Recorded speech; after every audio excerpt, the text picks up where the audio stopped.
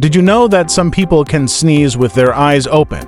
While it's common to automatically close your eyes when sneezing, not everyone experiences this reflex. Sneezing is an involuntary action triggered by the nervous system to expel irritants from the nasal passages. The reflex to close the eyes during a sneeze is a protective mechanism, but for certain individuals, this reflex may not occur or may be less pronounced. It's a fascinating example of how our bodies can vary in their responses to everyday functions. Interested in learning more quirky facts about the human body?